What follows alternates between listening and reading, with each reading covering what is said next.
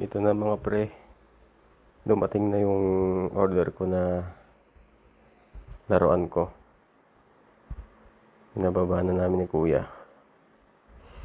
Ngayon, hinihila ko na siya papasok sa aking bahay kasi mabigat eh.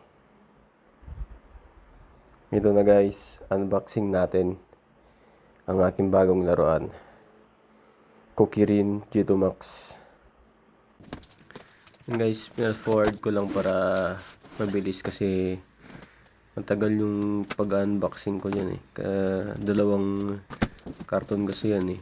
Para safe siya sa pag-deliver. Walang damage, walang yupe, walang putol sa head, A2.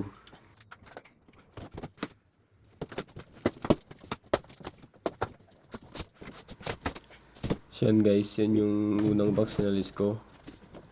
Tapos yan yung pangalawang box niya. Yan, tinatanggal ko. Yan na guys. Yan yung manual, accessories niya sa upuan. Tapos ang ganda ng pagkakaano niya, may foam. Talagang secure na secure. Yan. Yung pagkakabalot, ayos. Yan yung upuan niya. Mga tools, yan, nakabit ko na yung head. May kasama na rin yung alloy rings para isikabit na yan. Kaya bumili ako ng trottinette ko guys kasi ang hirap mag-commute. Yan, ito na guys, final touch. Ang ganda oh. Wow. Yan guys, testing natin sa labas kung okay siya. Yung hindi maganda yung pagkakakuha ko dyan. Yan. Swabe. Maganda to sa pag may pupuntahan ka. Yan, sa trabaho.